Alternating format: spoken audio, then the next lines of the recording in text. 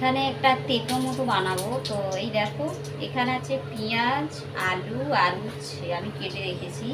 আর এখানে আছে একটু ছোট মাছ, মোরলা মাছ ভাজা, এই ছোটো ছোটো মাছগুলো। তো এইগুলো কী করে বানাই একটু দেখাবো। চলো, কড়াইয়ে দিয়েছি দেখো শুকনো লঙ্কা আর 5 ফোড়ন সম্রাট দিয়ে দিয়েছি। এবার আমি সবজিটা তুলে দেবো।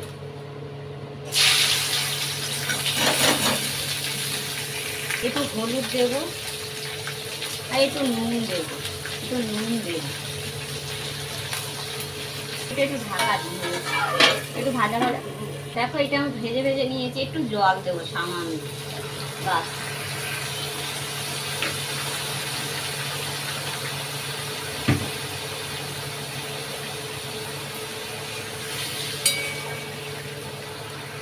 মাছগুলো আমি উপর থেকে দিয়ে দেবো, খেতো চচ্চড়ি বলে। একটু ঢাকা দিয়েছি হোক। তো এই দেখো আমার হয়ে গেছে, এরকম শুকনো শুকনো